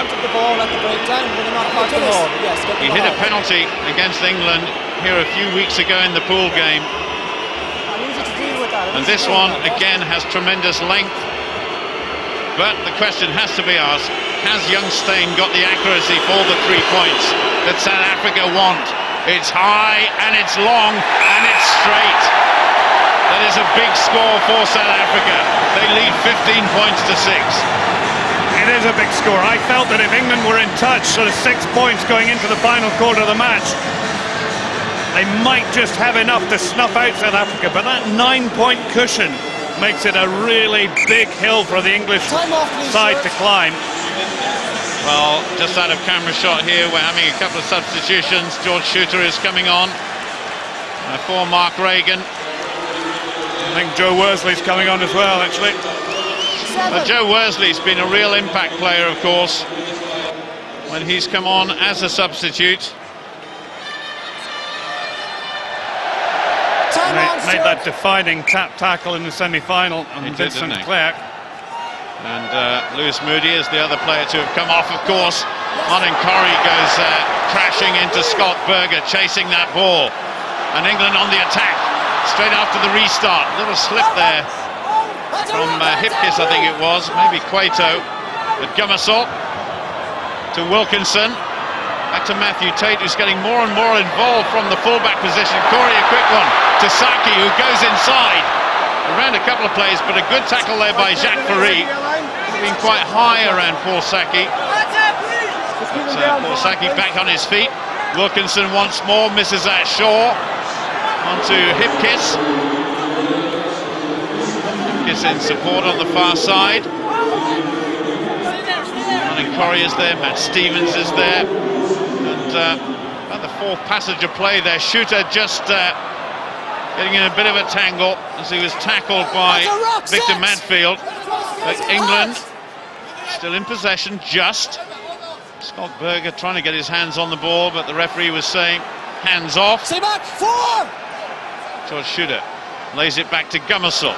Wilkinson, a little jinking run of his, which sometimes can be all too predictable. Gummersall looks again, they keep it close. This is good concerted effort, David, by England. Yeah, it is. They're persistent, they're retaining ball well. Great tackle, my goodness. Butch James and CJ van der Linde. Butch James needs to get out of there. Well, it looks as though South Africa have turned it over. That was very good play indeed. In defence and turning it into attack. Habana. big kick, and all of that attacking by England comes to naught, and that has dampened the spirits of the spectators here in the Stade de France. Well, no way through CJ van der Linde. Double team with him and Butch James.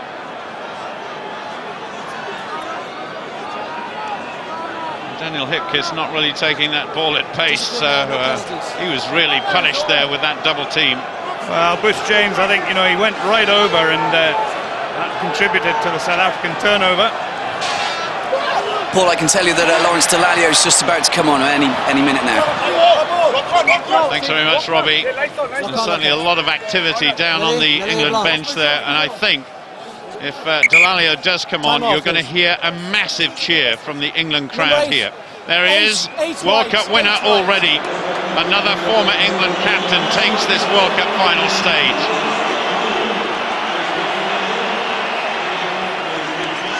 Replacing Nick Easter. Now Dallaglio, can he become England's saving grace here as a real impact player? And they certainly need points on the board. 64 minutes gone, South Africa leading by 15 points to 6.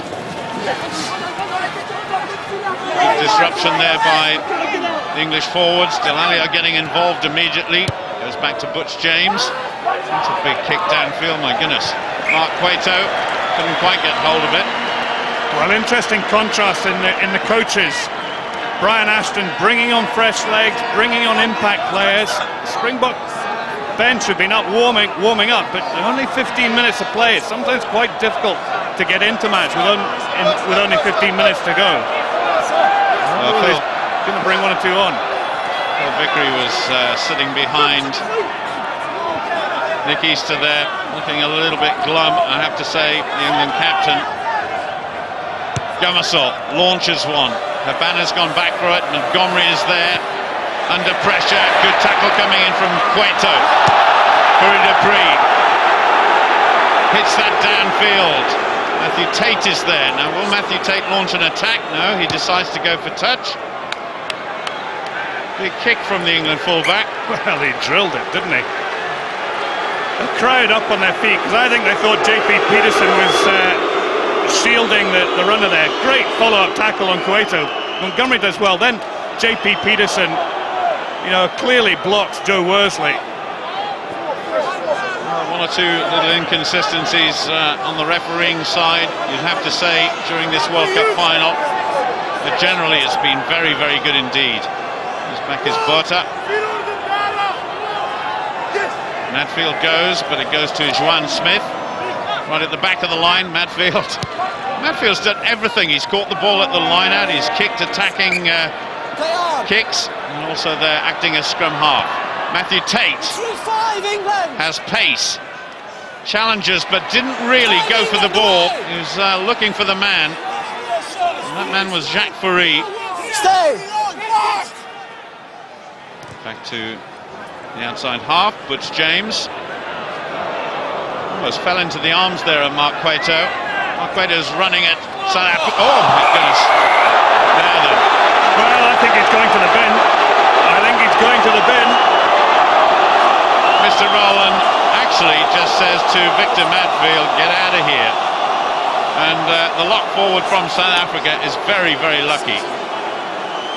Well, I think he is. My goodness, it's such a blatant foul, that. So Wilkinson cleans up for England. That's just inside, or is it? Yes, it is. The touch judge actually just waited for a moment before he raised his flag. And the cheer goes up here for a very good attacking position for England. Well, Joe Worsley's in a spot of bother. I wonder whether he's just tweaked a hamstring. Well, it wasn't Victor Madfield at all. And that was really just a question of Mark Cueto. Well, I tell you what, Luke McAllister in the semi-final, you know. Stay! Well, a lot of debate going on as to the ins and outs of that particular move, but it looks as though Mark Cueto just ran into the South African captain. Eddie Jones on the left-hand side there, Jake White. Going going back to that line out, a crucial line out for England to win, 5 yards out, and South Africa turned it over. Well, they've done that a few times, particularly in the first half. So George Shooter, right to the back to Simon Shaw, laid it back eventually, and good drive there. Hands off now, hands Just off! coming out a little bit scrappily. Matthew Stevens takes it. He's actually pushed backwards. Away, hands out! The man who was born in Durban in South Africa but now plays for England. Gummersall waits Behind and the looks ball, for behind the ball. options. Stay in there. Delalio stands away. Well, this is the That's bad a lot, old hands England. off. They're just not putting any dynamism into their drives. They need to put a little bit more drive to get in behind South Africa. Little chip forward by Toby Flood. Cleaned up by Montgomery. Montgomery very close to the touchline. Under pressure by Paul Saki. But Matthew Tate now has it for England. Little chip over the top, and sometimes you really want Matthew Tate to run at the opposition. It was cleaned up by Hands out, Francois 18, Steyn. stay out of He it. just didn't commit to that kick. 18, don't come It's across. just a nothing kick, really, wasn't it? Butch James, who's been absolutely rock solid for South Africa here this evening. 70 minutes gone, and it's South Africa who's got a significant lead at the moment, 15 points to 6. Wow, brilliant play by Montgomery. Paul, there are more changes on the England bench. You've got Peter Richards, who's just about to come on, so I can imagine that Andy Gomersall will be the man coming off. Yes, Andy Gummersall, who his career really a couple of years ago was dead and buried. It's not actually, it's Joe Worsley who is clutching his hamstring, so you know they've had to replace a flanker with a scrum half. Now You're it's absolutely interesting right. to see what they have to. I think Richards will have to just pin the flag. Look at him, what the hell do I do? Well, I can feel for him. I got sent on, I was a back row forward, I got sent on as a prop forward once in a game. I really didn't have a clue what to do. But that is a crucial substitution, but a substitution that may not come off for England. Andrew Sheridan there receiving attention. And Peter Richards really out of his depth here, isn't he? Well, all he has to do is put a few tackles in, try and get to the ball. You know, he's playing open side, so you know, not too dissimilar to a scrum half role. It just So the London Irish scrum half, tremendous sevens player, described as a utility player, but this is taking things to the real extreme. yeah, there he is standing at the end of the line out. Just clean him up, please. Can you just clean him up? There's a bit of blood Something there. disappointing for Joe Worsley, who missed out on selection for the last World Cup final. England are on the line. Andrew Sheridan receiving attention, and there's a South African player warming up as well. Yeah, Paul, that's Vickers van Heerden, the Blue Bulls flanker. Yeah, of course, he's in the team for Bobby Skinstad, the former South African captain, and another tremendous jump by Victor Madfield. My goodness, he's been such a tower in that line-out. Well, I think they stole that brilliantly. Wilkinson hoists again. Certainly a lot of kicks, high kicks being put in by the England team. Good pick up there by Ben Kay to Simon Shaw, his second row teammate. Gummersall. Drop goal attempt by Wilkinson off the right foot. He can't repeat what he did in Australia 4 years ago. They need tries. They need tries. They should have moved it. That was a bit of decision making by the usually rock solid Johnny Wilkinson. He was a long way out. It was his wrong foot, and he had men outside him. I think he should have, tried to get good field position, and then if he wants to kick the drop goal, then he can do it. But Is that your blood or somebody else's? You're split there. You're split. Well, at this stage Two in the splits, I need a game, blood England replacement. certainly need a Time out, miracle please, workup, Yes. and that is. It could be a decisive lead that South Africa have set up Okay. with less I need a replacement than to Hooker on, please. He needs to be stitched there. Thank 9 you. minutes to go. The captain leaving the field temporarily, He's the one captain. feels. John Number Smith will 5. want to Thank be you. on the park when full-time whistle goes, but he'll have to come off as a blood replacement at the moment. well, that looks a nasty cut just under the eye. I think he'll need some stitches. Not the sort of thing you put a bandage over. Bismarck du Plessis, the Tar Sharks player, made his debut earlier on this year Stuart, against time out, Australia. please. He comes on the field to replace his captain.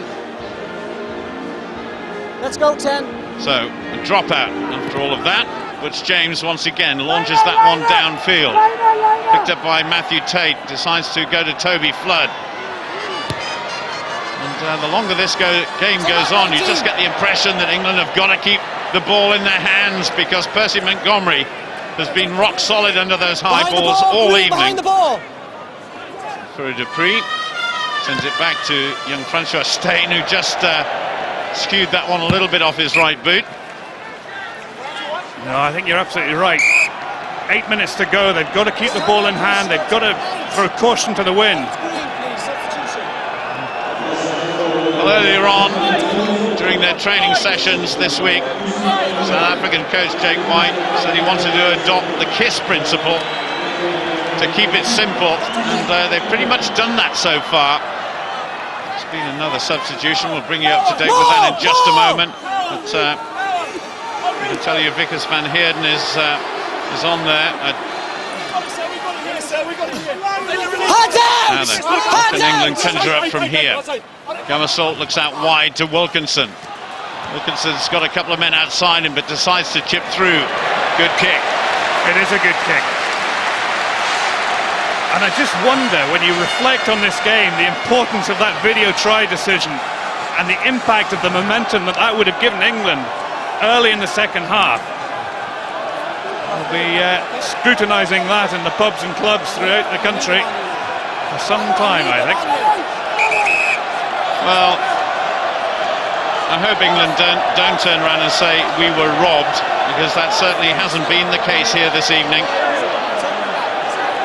It's been hotly contested, but at the moment it's South Africa who are in the box seat, and that number of line-outs lost there is incredibly significant as far as the South Africans are concerned. They've controlled things at the line-out wonderfully. There's another well-sorted bit of defensive work there by South Africa, and Jake White must be absolutely delighted with the way that Butch James and everybody else have handled themselves here this evening. Without a doubt, the South African line-out has been supreme. It's been immense, hasn't it?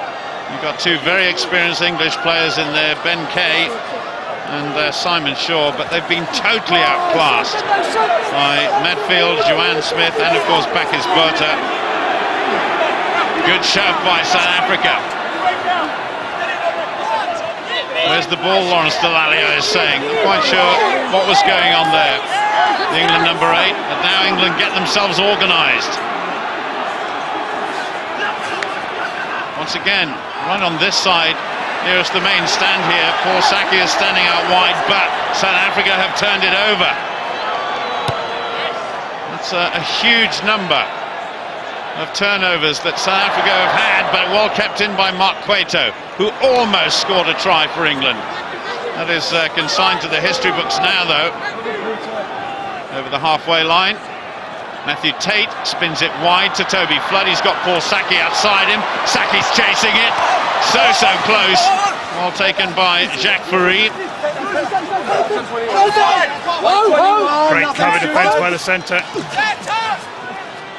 Butch James acting as scrum half. Sends it back to his scrum half to Fourie Dupree. Matthew Tate once more is underneath it. Mark Cueto. He's got some pace, Cueto. Didn't really use it on that occasion. No, a little bit indecisive there. England still have possession. Wilkinson. Not taking it at pace, though, was Tate, so easily tackled by Fourie. South African centre gets back to his feet very quickly. Little driving run there by Matt Stevens. Gummersalt to Flood. Now to Lawrence Dallaglio. To Tate. Tate absolutely hit hard there by J.P. Peterson. Little floated pass, didn't really come off, and Matthew Stevens has to work hard to gain any ground at all. Peter Richards in the position he loves best at scrum half. He's of course on as a substitute flanker at the moment. England, Tate Tate on to Delalio once more, back to Matthew Tate. There's no way through this South African defence. Defence absolutely solid, and Schutter hanging onto the ball, surely. He couldn't offload it, and the South African bench there absolutely cock-a-hoop. Well, I wonder if Francois Stein's going to step up and try and drill it from inside his own half. Well, as predicted, John Smith, the captain, comes back on. Have you got him? So Yannick du Plessis, his World Cup final is over already. There's Smith. 16. The referee looking for the substitute scrum half. I think he was hiding there, hoping to stay on. Time on. Well, Francois Stein was there with the ball, but Montgomery's going to try and put it into the corner. Well, I think it's fair to say that South Africa can probably begin to celebrate now. And it looks as though the defence of the World Cup crown for England is over. Well, with 3 minutes to go, England really need to score a try from this position here, and then try and get into a position for a penalty or a drop goal. But that brilliant South African line-out is controlling it all over again. Simon Shaw there, totally upended by CJ van der Linde. Now South Africa a chance at 7 metres out from England's 22. And they'll just roll the clock down from here. Little tight drives, suck in the English defence. So long as they've got the ball, they'll be in control. No tries yet in this World Cup final. That would be a first. But South Africa have dominated the kicking game. They're trying to finish with a flourish here. We're coming up to the last 2 minutes. Well, Percy Montgomery's sitting in the pocket there. Well, he'd love to get a drop goal in this World Cup final. It'll be a real long-range effort, that's for sure. It's been an immense effort by both sets of forwards. But you have to say that South Africa and Joanne Smith there has just got the edge. But this time it'll be a scrum down and England will get the put in. So can the defending champions pull something out of the hat? Well, I think there just isn't enough time to do anything. They might, even if they did score a try from here, they've got to get back up. A minute and a half remaining of this 2007 Rugby World Cup final, and I think the Webb Ellis Trophy is destined to go to the Southern Hemisphere. Many thought it would go to New Zealand. Well, it has been a New Zealand are back home watching this. Absolutely, it's been a World Cup full of surprises, hasn't it? Nobody gave England a hope of getting to the final, not even to the semi-final, possibly not even the quarter-final. New Zealand and France on their way home, and there Jake White is about to become the team coach of the world champions for 2007. A little bit of surgery there to Christophe van der Linde, but the pain will have disappeared amongst the euphoria of becoming world champions in just over a minute and a half's time. Touch, pause, engage. Gummersaw for England. Stay 19. We haven't even mentioned man of the match yet, David. Any ideas? Well, I find it hard to go beyond Percy Montgomery, to be honest. Well, it wouldn't be the first time he's had man of the match in the World Cup. Ryan Habana there just being bundled into touch by Paul Saki. Haven't really seen the best of Habana, but he's still the top try scorer in the Rugby World Cup for 2007, and boy oh boy, he's some talent. Well, I don't think he'll worry about try scoring records if he gets a World Cup winners medal. Less than 1 minute to go. South Africa destined to become the world champions. 12 years after they won it the first time. A little drop ball there by Gummersaw, who knocks it forward. So an ignominious end to England's defence of the title. An almost out-of-camera shot there, a little smile on the face of the old campaigner, Os du Randt. No penalties. Well, it's been an incredible story for Os du Randt, and I think... Touch, pause, engage. well, looking at the time, I think it's keep possession and put the ball into touch. Hands out! Skalkberger tackled by Peter Richards. But South Africa once again in front of President Mbeki on the brink of history. They're about to become world champions. And just as England did 4 years ago, right on the stroke of full time, they kick it into touch. And John Smith and his team are the winners here in the Stade de France. Thanks, George. South Africa are the champions. It doesn't really matter about the score. They've created their own bit of history, and the whole of South Africa will be delighted.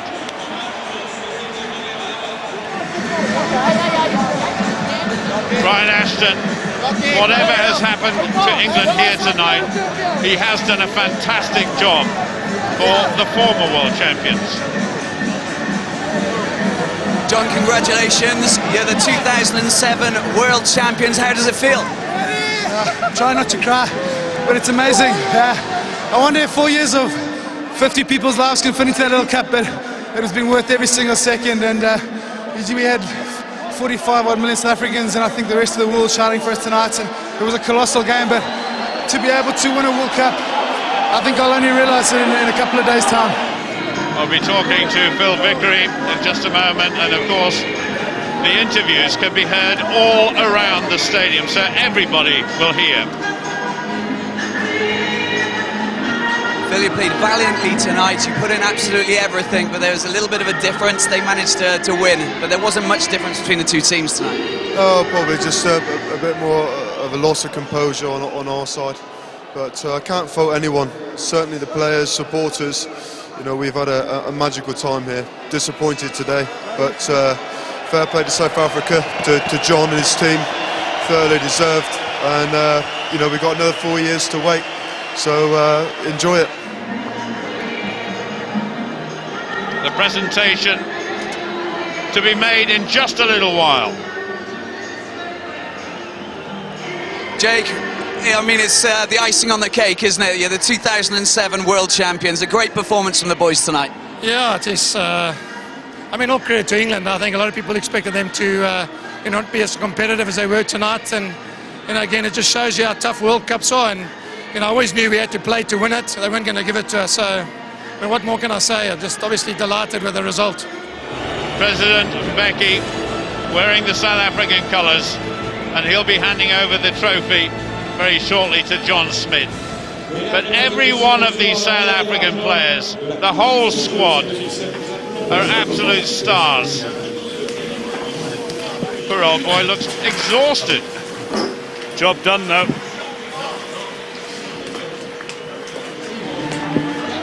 So Sid Miller, whose reign as the president comes to an end, being supported by that man, the ingoing president, Bernard Lepasse. And haven't Bernard Lepasse and his team done a brilliant job? It has been an outstanding Rugby World Cup. More people than ever have come to watch it. The crowds have been fantastic. It's been unpredictable. It's been enthralling. And at the end of the day, it's been a final which has been compelling from start to finish. It might not have been the greatest display of rugby, but it's been a compelling final. Prince of Wales adding his applause to thousands and thousands of others. And I think the English supporters in the crowd can be really proud of their side tonight. They've come into this final the hard way. They've had to turn things around. And as Phil Vickery said, in the end, they just didn't have enough. Well, Johnny Wilkinson, always in pursuit of perfection. It wasn't perfect tonight. But over the course of 4 years, gold and silver medals in the World Cup is not bad. Not bad at all.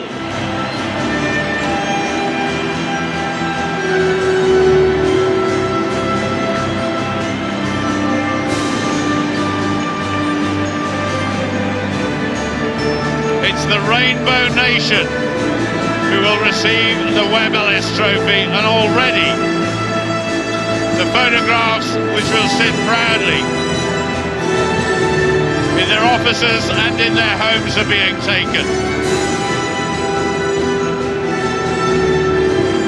2 the stars of South Africa, Percy Montgomery and Brian Habana.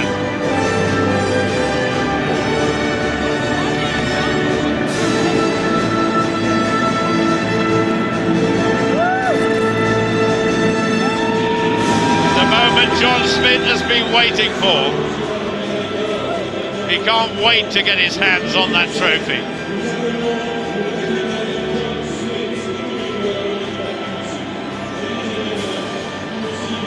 The face of a warrior. See there. No pain when you pick up that trophy.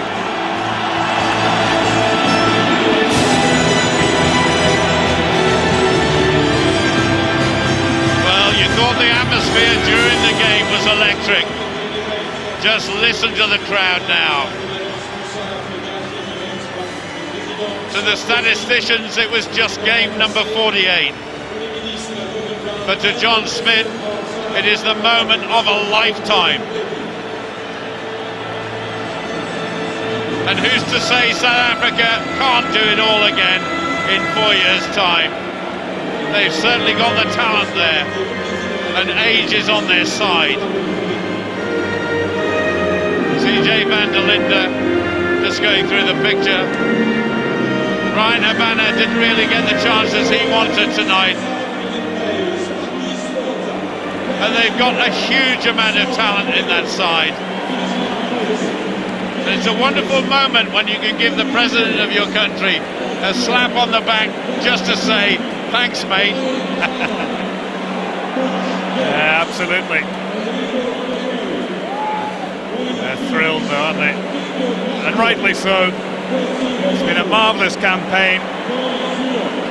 They've not put a foot wrong. They've been tested at times, particularly by the South Sea Island nations. A very difficult afternoon against Tonga, and then Fiji ran them very close, 20 all, and then that try which was disallowed just fractionally away, but they came through it, and they played extremely well. Well, it almost seems incidental to say so now, but Victor Matfield didn't score any points tonight, but he was the man of the match in the Rugby World Cup final. Well, I think it's relatively irrelevant compared to that World Cup winners' medal, that gold medal that they're showing off now. Bobby Skinstad, the former South African captain, just a squad member tonight. But each of the squad members, of course, get the gold medal. Gordon Brown, of course, a great rugby fan, a great Scotsman, and now, of course, the Prime Minister.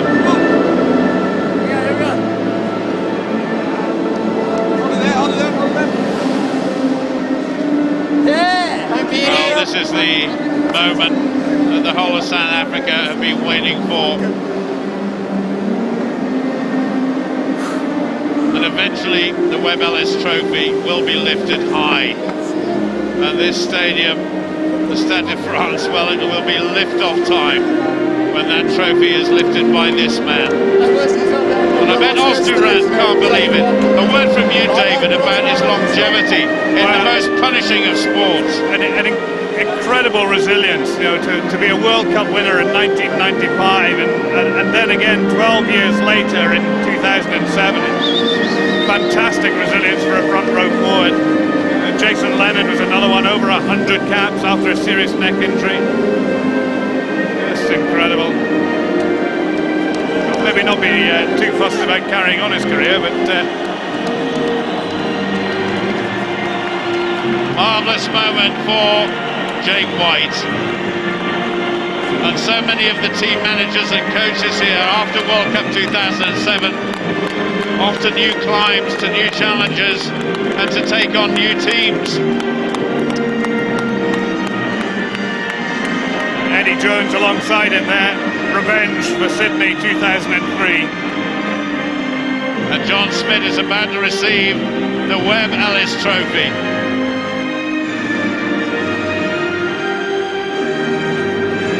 The World Cup anthem signalling the end to World Cup 2007, but the beginning of the reign of South Africa as the world champions. And world champions they will be for the next 4 years.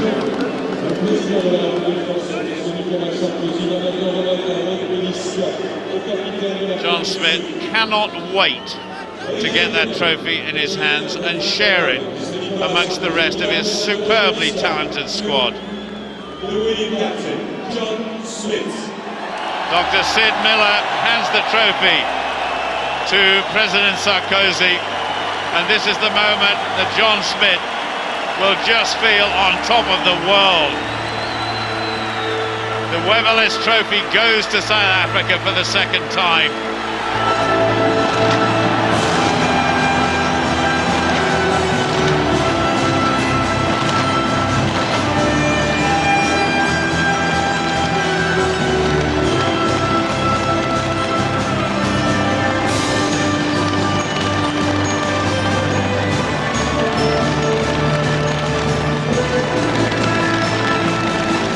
This could be the biggest party Paris has ever seen. South Africa, the world champions for 2007, and Paris will be alive with music, with dance, with wonderful moments. I hope you've enjoyed it once again. From the whole commentary team here in Paris, goodbye.